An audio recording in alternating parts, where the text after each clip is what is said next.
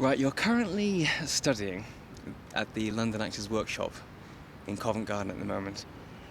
Tell us about your method acting class with Valerie yesterday. Oh God. I was absolutely wrung out by the end of it. I didn't think that it would be quite as emotional as it was. Not necessarily for me, but for there's a lot of much younger people on the course, and I think younger people's emotions are a little nearer the surface. So when you get a bit longer in the tooth, like moi, And moi. well, dear, we're all getting there. You learn much more not to maybe cry so easily. I mean, I can cry quite easily, and there are many things that I can bring to my mind if I'm having to evoke a feeling of oh, We've got a friend. Hello, we have darling. a friend. Good to see you. I should have bought my two. Would have had right good fun. Sorry. That's all right. No, that's fine. I should have bought my two. Oh, hello. Dylan! No! Sorry. That's all right. No problem. Nice, quiet time. Oh, I love it. I'm romantic. It's not romantic, no. It was until we just... Should we carry on? Yeah. Yeah. No, we're not going to leave that bit in. That's beautiful. But yeah, no, it was amazing. She was lovely. How did she Valerie actually told- ease into it? How did she sort of build up the Well, coming, Funnily enough, for the first time on the course, we actually introduced ourselves. Now, that's going to sound very strange being into week 4 or 5. yeah. But we've never actually, each of us sat and said who we are, where we've come from, what we're doing, what our experience is. The first week we did play a sort of, my name's Debbie and that's Chloe and Charlotte and to try and remember people's names, but we never spoke about ourselves. So this was the first opportunity to find out about the other people, and it was amazing. You know, like Assad works for Madame Tussauds. I mean, we didn't know this. Yeah. So from that perspective, it was really good. But then when she got us to basically talk about some maybe unfinished business in your life, so somebody had to be someone, and you had to have a conversation with them to tell them the effect that their actions have had on you. Right. And some of it was so moving. People were truly, upset, and you quickly forgot that there was anybody watching, and you just focused on the person that was sitting in front of you, and you were talking to them. And I mean, I can't tell you what I said. I haven't got a clue. I couldn't go over it in my mind. I know I told him to fuck off at the end of it. That felt good. Well, you might be saying that to those planes that are going over our head in a minute. Planes. No, but the dogs was beautiful. No. That's. I should have bought my dogs. No. That's key. That's beautiful part of the spontaneity of the whole of these interviews. Recorded conversations, by the way. Sorry. Tell us where we are today. We are in the Long Walk in Windsor. I live in Windsor, and I've lived in Windsor for 26 years now. 26 years. My kids have grown up here, and we've got the castle behind us. Have the castle behind us. Yeah. But we say the Queen's not there. She's not there today. She's in hospital. She's in hospital at the moment. Yes, exactly. she has gastroenteritis. In this early March 2013. Yes. Yeah, moment of history. Well, Indeed, and the planes are going over. Planes are going over again. I don't know why they built the castle so near the airport, really. It's Tourist a attraction. Stupid move. Okay, when did acting get started for you, Debbie?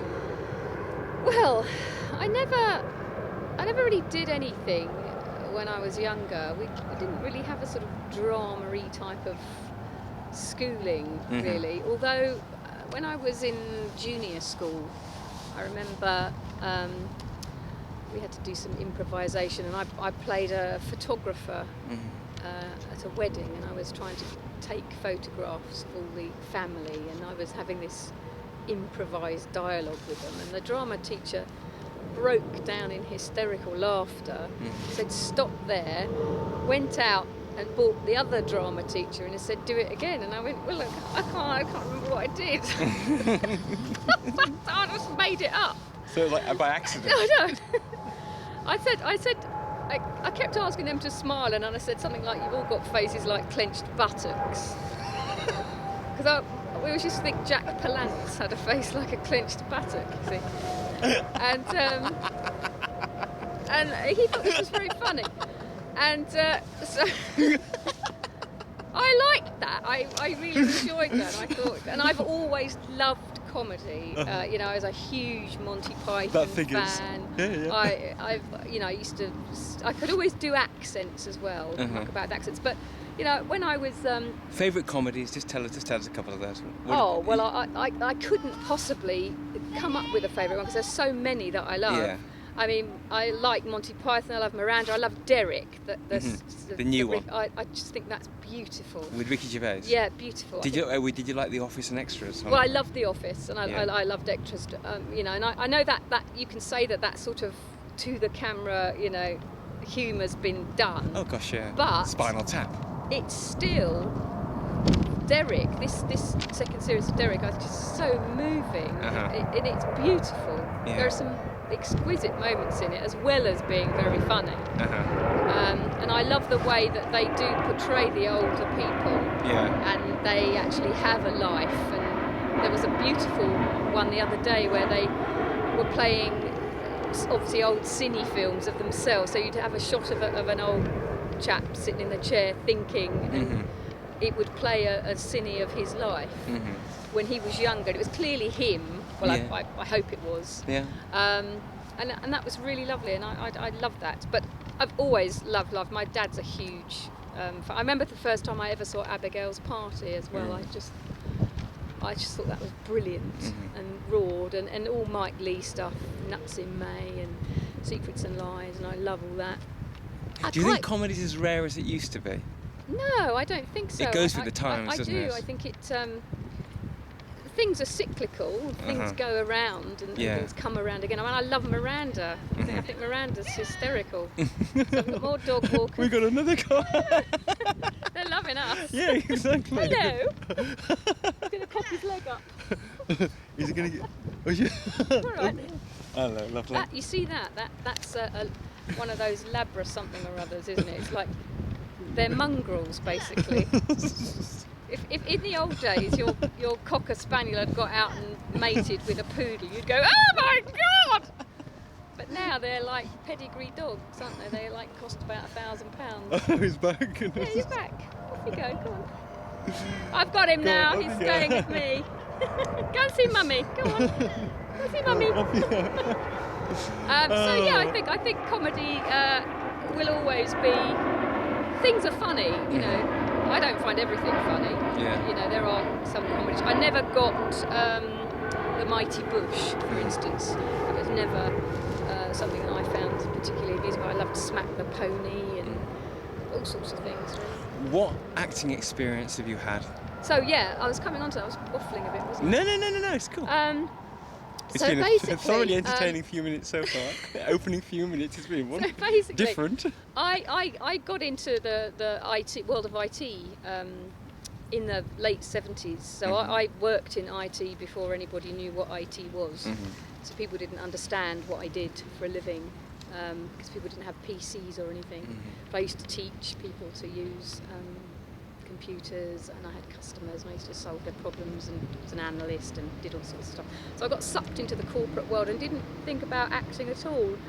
And it was only in my mid-30s when I had my children. I had my second child, and I got postnatal depression with him. Right. And I had one really, really weird day where I decided that I wanted to kill myself, and it was kind of a bit weird, really. Looking back, I didn't, but I thought I did. So I went to the drawer in the kitchen to see what accoutrement I had, and all I could find was a bottle of Benylin and some Sinutab. And some? Sinutab. Okay. And I thought, well, at least I'll go with a clear head if I take these. And it made me laugh. I thought, well, if you can laugh, you clearly don't want to kill yourself. That's really stupid. And the same day, a leaflet came through the door from the local amateur dramatic group. This was 18 years ago. And I went along just for the hell of it. And I got a part as Mrs. Higgins in Pygmalion.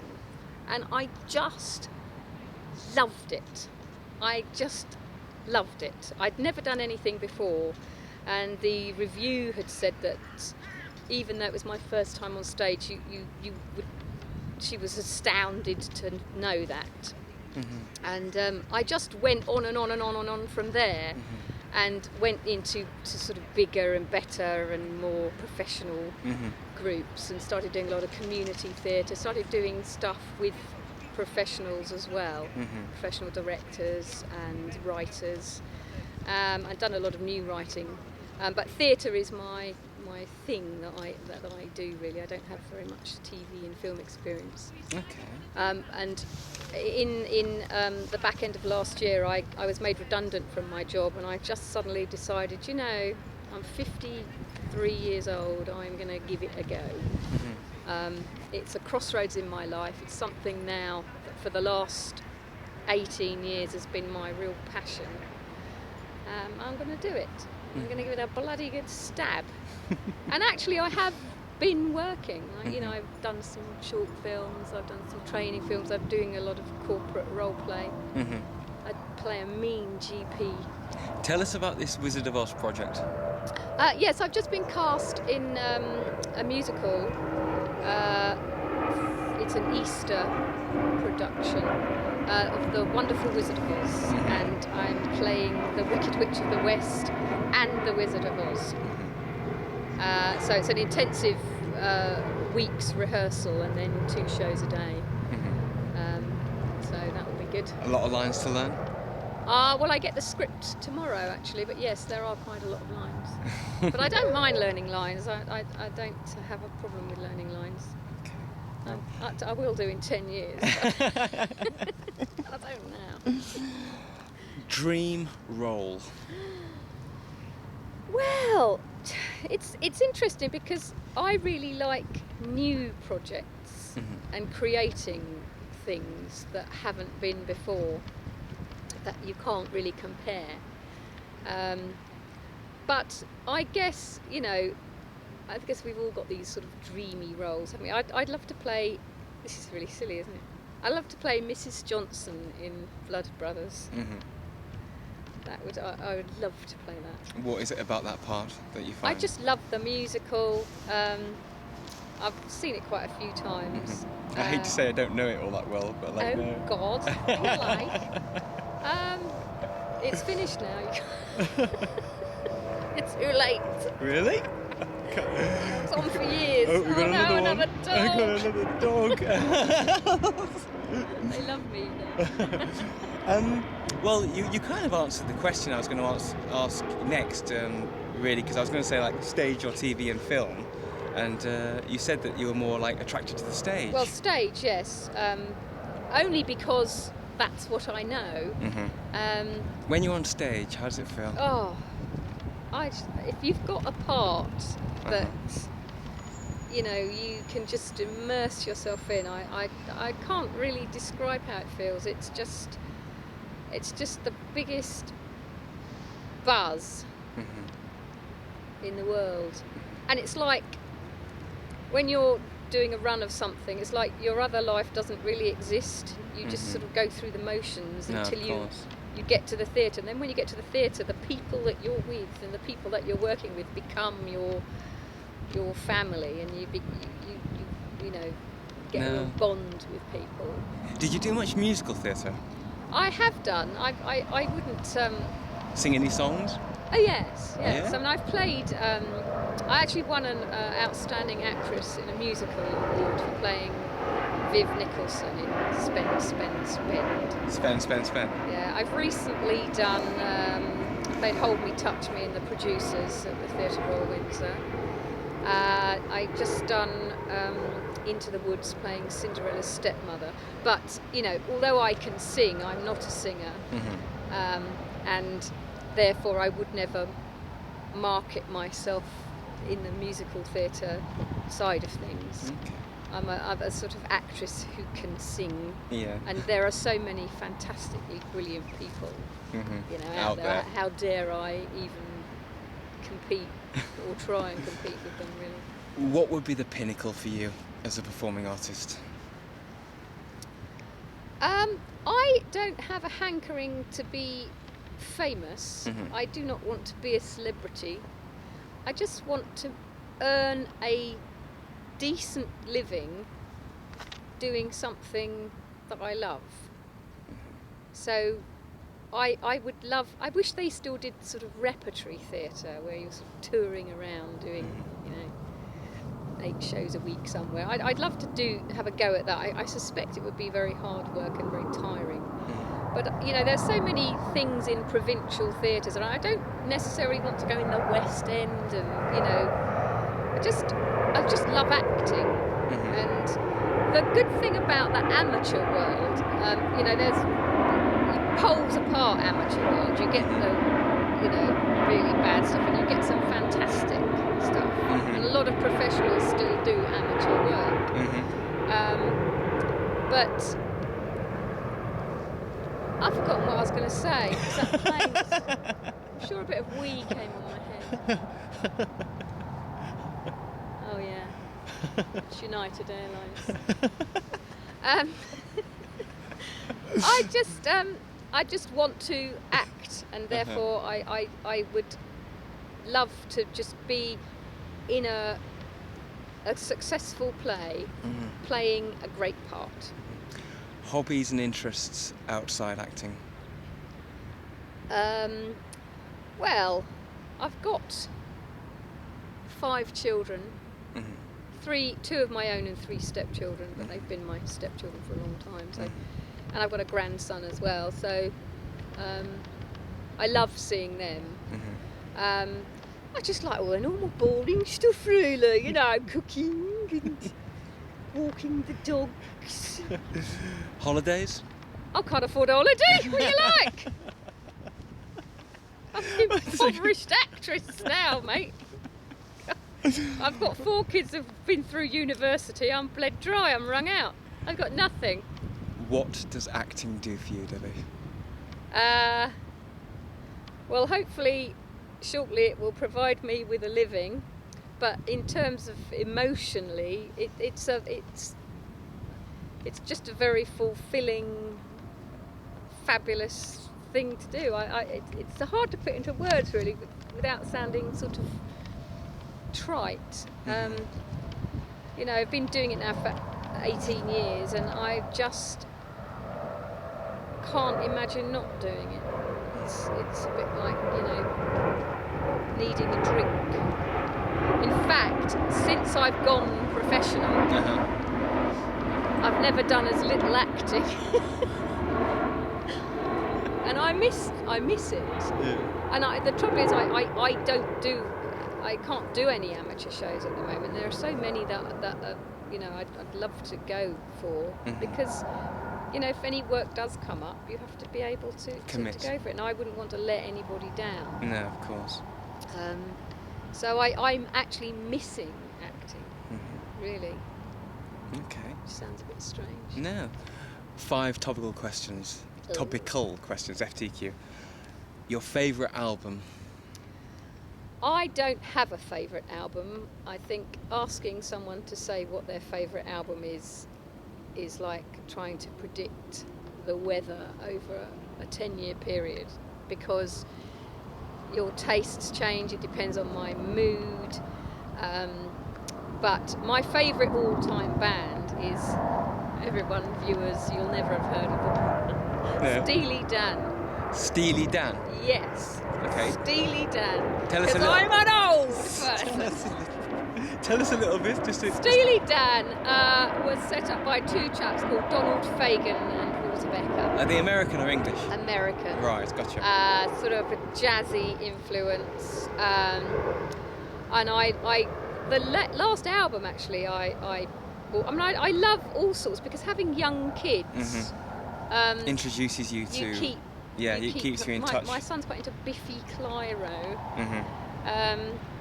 But I watched the Brits the other day and I hadn't heard of one fucker. It was a nightmare.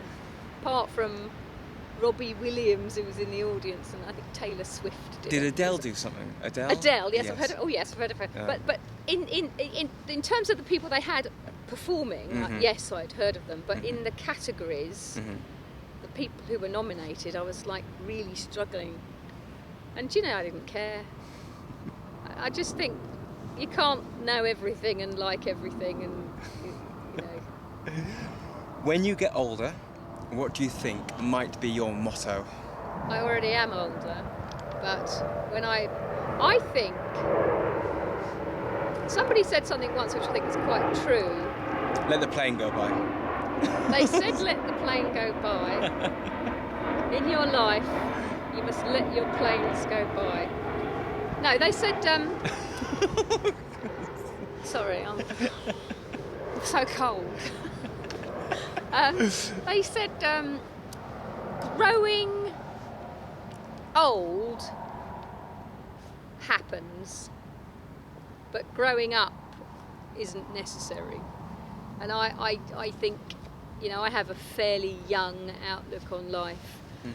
So does my husband, and having the kids. And I think laughter is an absolute key. Not taking yourself too seriously, and just enjoying everything around you, really, accepting that life is actually good. Not, there's so much, seems to be so much angst in the world, and so much torment and trouble, and I think life's pretty good, really. How would you describe motherhood? Motherhood. Well, it's a long journey. It's probably the most fulfilling thing, the most frustrating thing that you can ever do. And you think when you have babies and when they're young, you think, oh, this is really hard and I've got no sleep. But when they're young, that's when you've got them close to you. You have an influence over them. You can help them, and when they get older and they leave home, that's when being a parent is challenging. Because I've always said that my job as a parent is to bring my children up to live in the world, and if I haven't done that, then I've failed. So it's kind of, you start like this and you just go over the years like that, and they go, off you go, and hope that you've given them enough skills in life and knowledge and the difference between right and wrong, and and I'm very proud of all of the children. I really am. Can art change people's lives?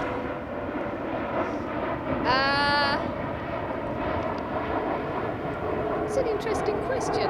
I'm an interesting guy.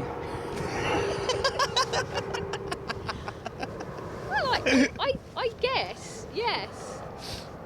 I think I gravitate towards people who like art, but the art is such a huge topic. In terms of performing arts, I think yes, it can, and acting allows you to experience and draw on so many emotions and things that you've experienced in your life. And the older you get, the bigger arsenal of emotion you have to draw on and can bring on. But I don't know. I think people who don't have art in their lives must be quite sad. But somebody can just like Led Zeppelin and headbang all day. I like Led Zeppelin as well, by the way. Me too. And that's art. And that's fine. Someone can spray graffiti on a brick wall. That's art. So I think art touches everybody's lives. A world landmark you would like to see before you die?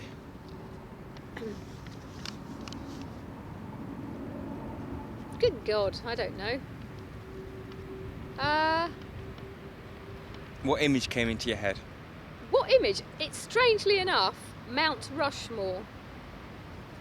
I have no idea why, Mhm. because I have no big hankering to see Mount Rushmore. I used to live in Sydney, so I used to get the ferry across from Neutral Bay to the Opera House every day. So I've seen the Opera House. How long were you over there for? I lived there for a year. I immigrated when I was 21. Okay. It seemed like a good idea. Was that an interesting year out there? It was. And when I got there, I thought, what the hell have I done this for? Why did I do this? All my family and all my friends and everyone are all back in the UK. And I suddenly thought, no, I don't think I'll stay. But in hindsight, was it a good experience? Oh, I'm glad I did it. Yeah. What I wish I'd done was not emigrated, Mm-hmm. but have maybe gone for a year and travelled around. Because I emigrated, I got straight into career working, so I was just having a working life there, and I never got to see the country. Mm-hmm. Whereas if I had gone for a year and travelled around, my daughter's there at the moment. She's picking grapes And where's she at?